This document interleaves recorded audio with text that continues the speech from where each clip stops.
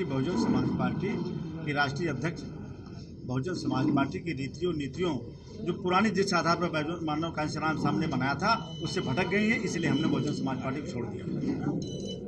एक कारण कुछ रहा होगा कि जैसे टिकट की बात की जाती है। टिकट की बात कोई नहीं, टिकट नहीं, टिकट की बात कोई, टिकट देखिए ऐसा है, टिकट की बात यह है कि हमने पहले बता दिया कि आज साल 2 साल से आप देख रहे हैं कि भारतीय जनता पार्टी जैसे का भी बन करके बहन जी बोल रही थी, कभी भी उन्होंने विरोध नहीं किया।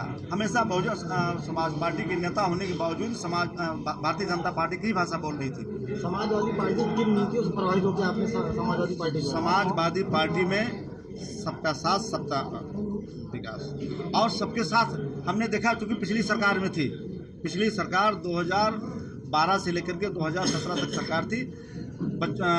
छात्रों के लिए उन्होंने लैपटॉप दिया, विकास हुआ। आज जो उनकी सरकार में विकास हुआ था, चाहे पूर्वांचल एक्सप्रेस वे हो, जिसका पैसा पहले ही दे दिया गया था, आज उसको इस सरकार अपना बता रही है। जो पिछली सरकार में 12 से 17 में विकास हुआ था, उसी विकास को ये सरकार अपनी बता रही है। मैं तो दावे के साथ कहता हूँ, कादीपुर में हमारी विधानसभा कोई विकास हो तो कोई बता दे। आप कह रहे हैं कि बहुजन समाज पार्टी की नीतियों में परिवर्तन हो गया, वो तो लगभग 2007 से ही हो, तब आपने क्यों नहीं छोड़ा? जे 2007 से लगभग बहुजन समाज पार्टी की नीतियों में परिवर्तन 7 से नहीं हुआ था। 7 में हुआ होता तो बहुजन पूर्ण बहुजन सरकार न बनती। 9 के बाद से हुआ है। अगर आप सही जानना चाहते हैं, 9 के बाद से, और 9 के बाद से बहुजन समाज पार्टी का हमेशा ग्राफ गिरता गया। आप उठा के देख लीजिए। 2007 में अगर बात करें तो पेरियार रामास्वामी नायकर की किताब को भी बैन कर दिया गया था, जिससे आपको जानकारी होगी, सच्ची रामायण को।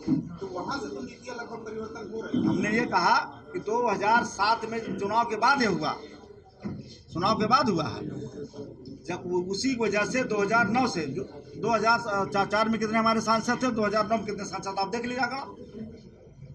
जब से इन्होंने परिवर्तन कर दिया अपनी नीतियों, तब से इनका हरासमेंट होने लगा, तब से तो इनके सांसद कम हो गए, विधायक कम हो गए।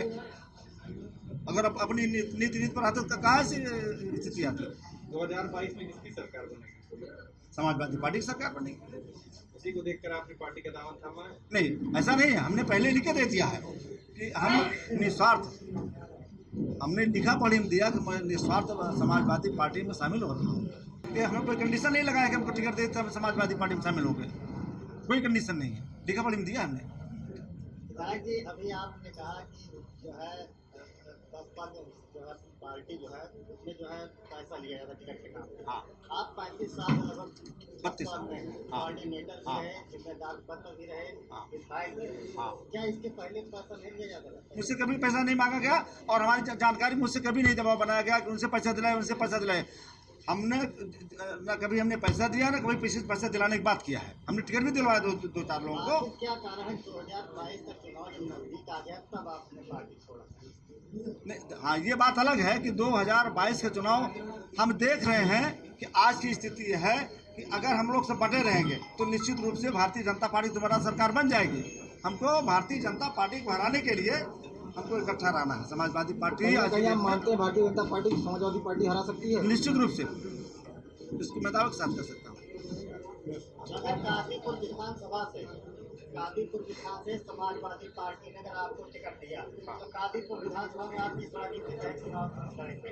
किस रणनीति के तहत कादीपुर विधानसभा चुनाव लड़ेंगे? हमारी रणनीति जो पहले थी, हम सबके सुख दुख में पहुंचते हैं, सबके साथ हम रहते हैं, और हर समाज के लोग हमको वोट देते हैं।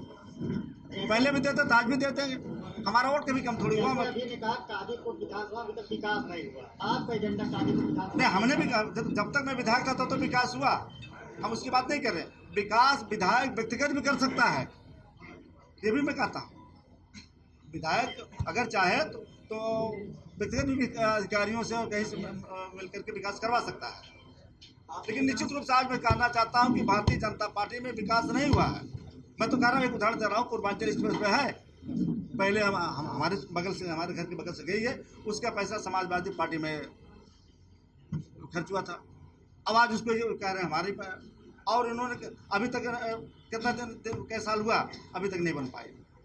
और बताएं, इनके यहाँ माननीय अटल बिहारी वाजपेयी जी उनके बड़े नेता थे, उनके नाम पर यूनिवर्सिटी खुलनी थी लखनऊ में, उसकी मेडिकल यूनिवर्सिटी खुली थी, आज तक नहीं खुली। और वो यूनिवर्सिटी जानते हो कहाँ उसके MBBS बच्चों पढ़ाई हो रही है, लोहिया में हो रही है।